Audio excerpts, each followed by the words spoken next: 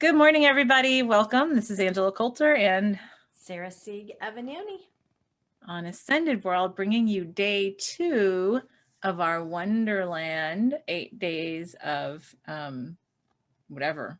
What are we doing? Wonderland. Of Wonderland. Right.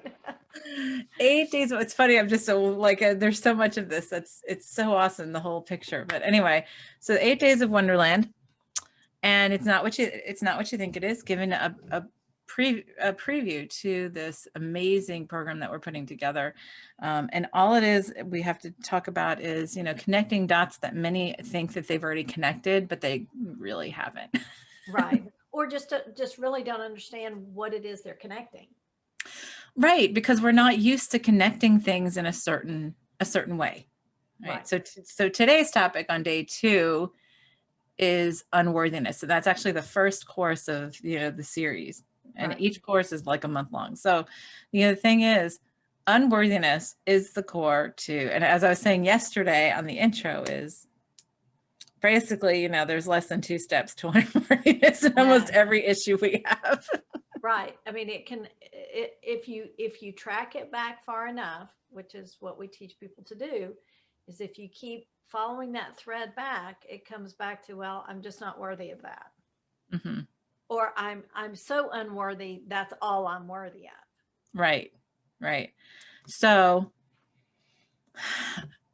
and many don't see what's connected, and that's the hidden thing. And this is the journey down the rabbit hole, because I have so many examples, and like we were talking about yesterday, worthiness. Good morning, Gloria. Worthiness was one of the 3 courses that you and I just downloaded the whole month on that 2.5 mile walk in 45 minutes, and recorded the whole thing, came up with the whole layout of what we're talking about. It was that easy. I know. It was. There are so many elements. And we had to limit it to fit into the space, because it's just, it is, there's like a facet of it in everything we do. Right. And for example, so here are some examples. We value and depend on a high opinion of other people. That has to do with unworthiness, because it believes it has a belief in there behind it that I am innately unworthy, and the only way to prove me worthy is for other people to think that I'm worthy, so therefore I must prove that. Right. Well, and you consume or use up so much of your energy holding that. Mm-hmm. And it's like you invest in it. Oh, so much. And that takes it away from investing in yourself.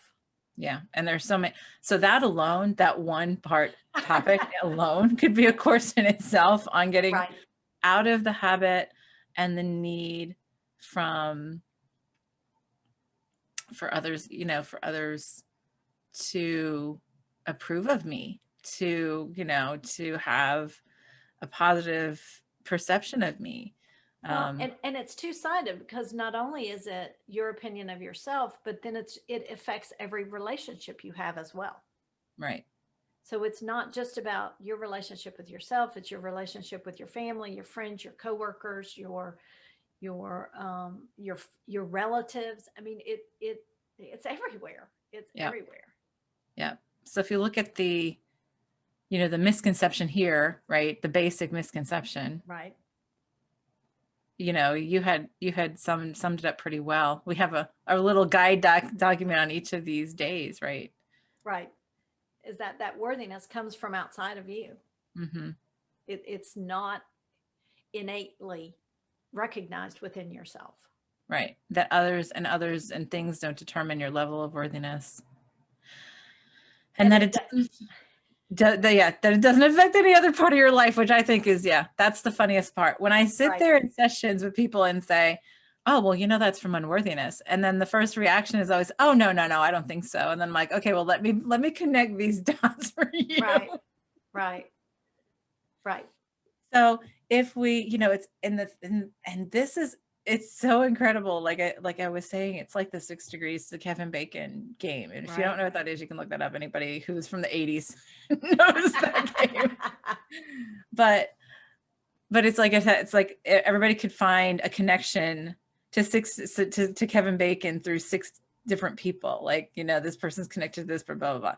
That's how unworthiness works with us, because, Right. and look at belief systems, right? You are born a sinner. You are Right. born, you need to prove yourself, and you are, in lack. And it's like, well, that's just completely there's backwards world for you. There's through the Right. looking glass.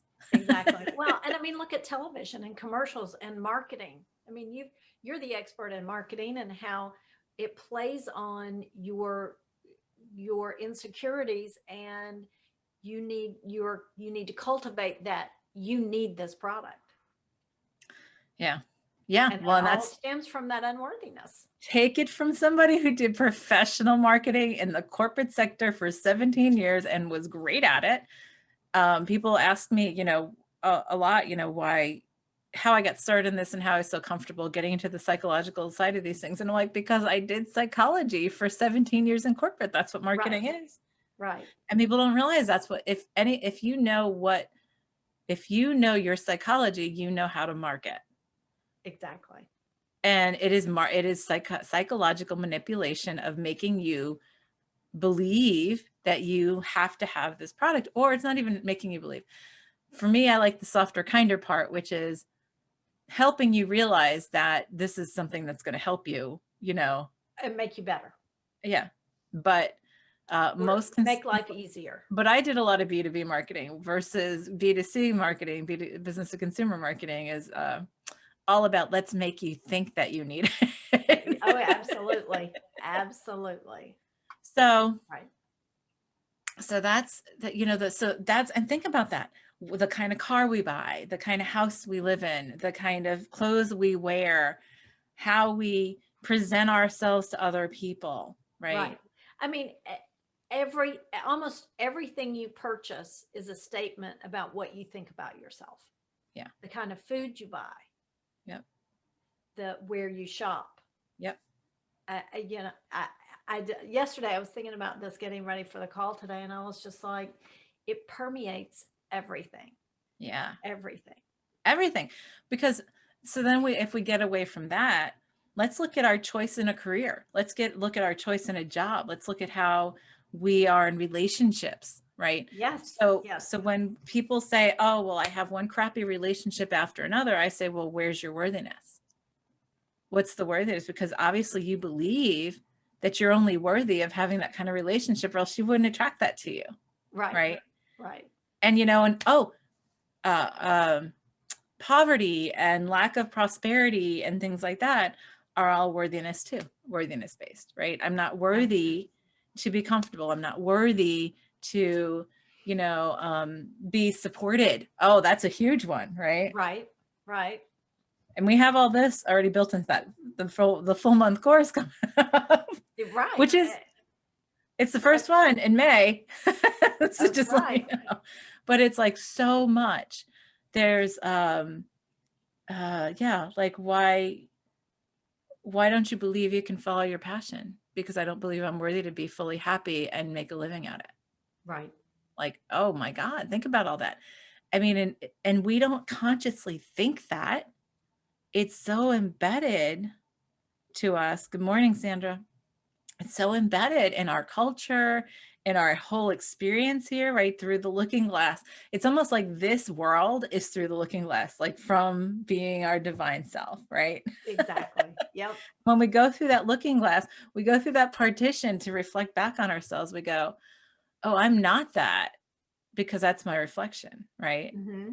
And so that's the interesting thing. I have to look at that outside of myself. So therefore my value has to come from outside of me. And the value equals worthiness. So anything that we do when we're in a state of lack, check it off. It's worthiness on the list. Exactly. And sickness, illness, right. handicaps, I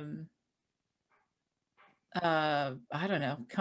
I know there's a million other things. So what else comes to mind? self-care, self-care and nourishment, and how you interact with your children, how you interact with your friends. It's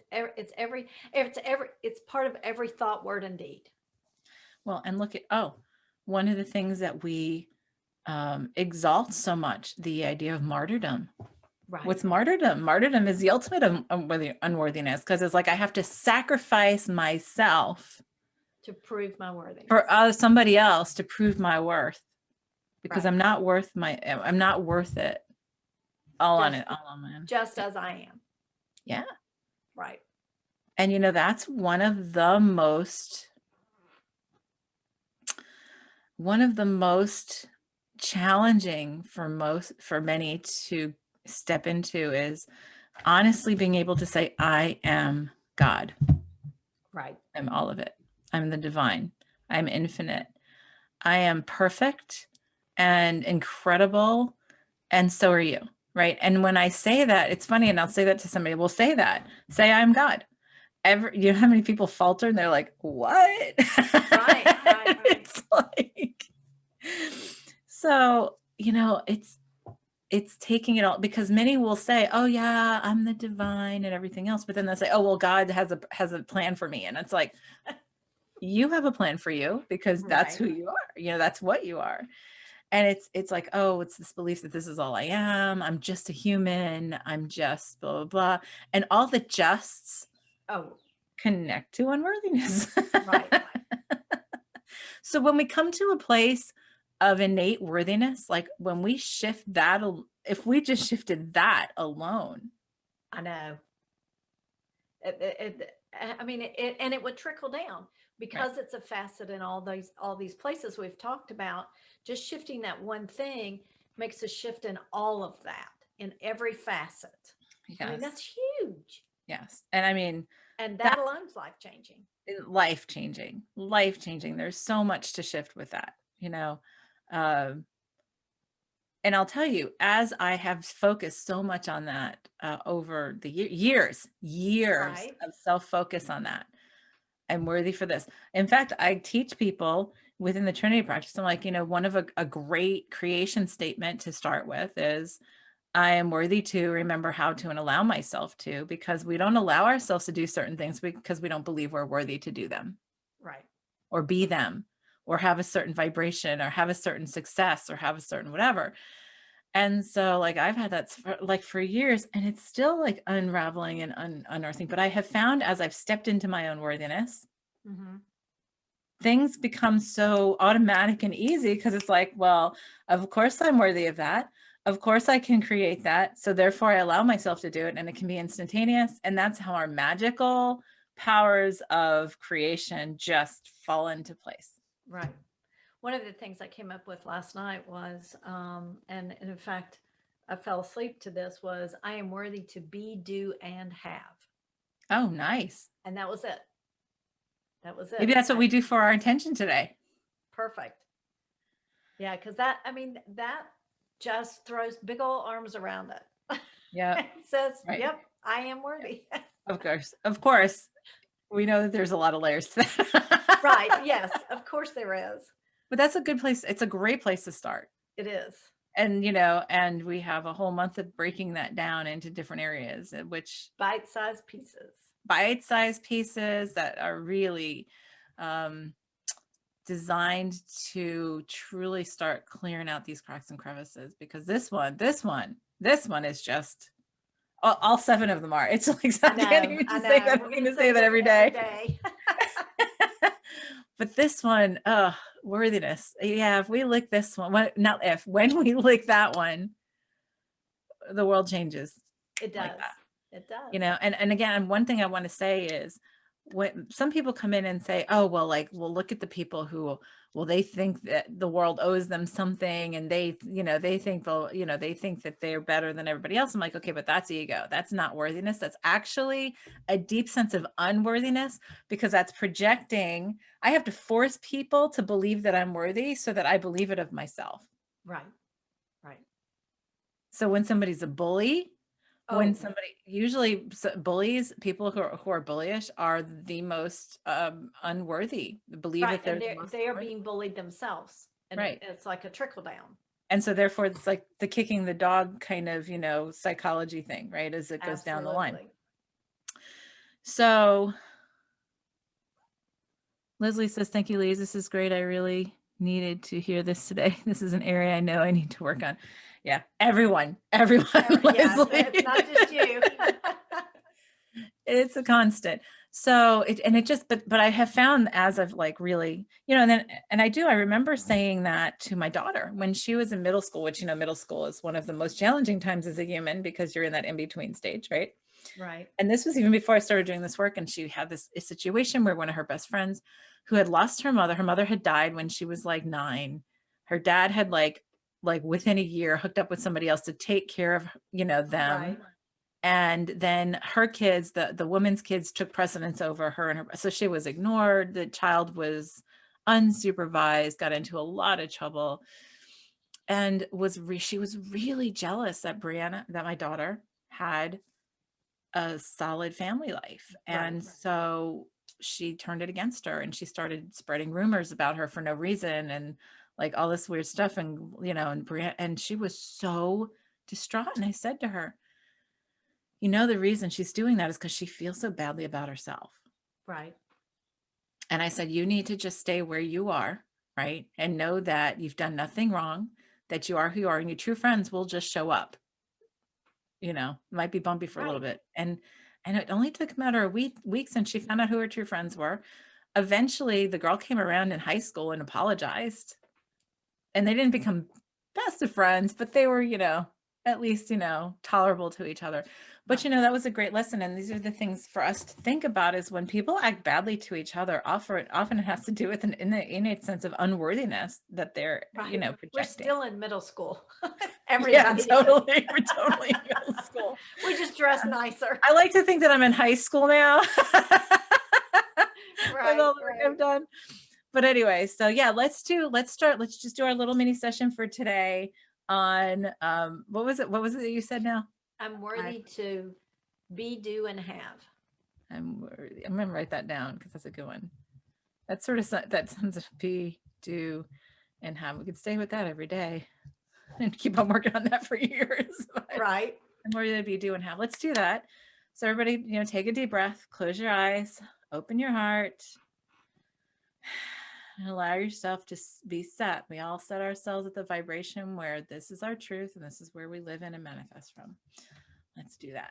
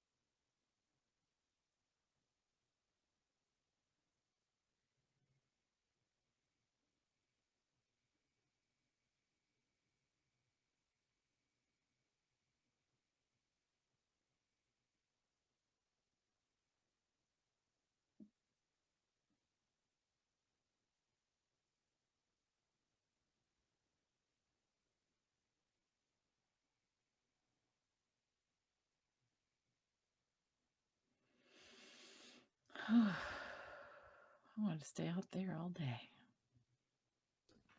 There was That's a lot awesome. of I can't think of the word because I'm so out there right now. There was a lot of like chaotic like, no, what, you know, like all this kind of stuff. And I saw that collectively, and that it was to the individual stuff. And it's like, oh, and then I started seeing things sort of pop in. Then it was like, and it's sort of like on a screen, and then it would melt away. It's like, oh, that's nice.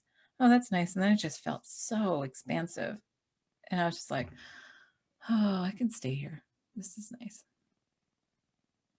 I kept seeing how it was always reflected in all the facets, and as we applied the worthiness to the unworthiness, it instead of becoming such a rigid picture, it got some flexibility to it, and almost like a mesh, and it would flow, and it was like, oh, there's your flow, that's perfect. And Yeah. I just staying in that flow was really nice. Yeah, it was. Yeah, it was. All right, so that concludes day 1 or day 2. Sorry, day 2, course 1. I guess it's yeah. The preview, and Monday. So we're not going to do these over the weekend because we know everybody's got crazy schedules over weekends and stuff. So Monday morning, 9:30, when we usually do Ascended World. I guess we're going to do Ascended World at like 10, probably right after this. Right after this. But we are going to do this Monday morning, 9:30 to 10. And we're going to talk about the second course in the 7-course series, which is trust. Not what you think it is. Right. No small topic either. Yep. But none of these are. Yeah, right. All right. So with that, we'll pass the hat to tomorrow. Well, thank you. To Monday. So I get to hold it on for the weekend. That's right. All right, everyone. Have a great one. We'll see you Monday.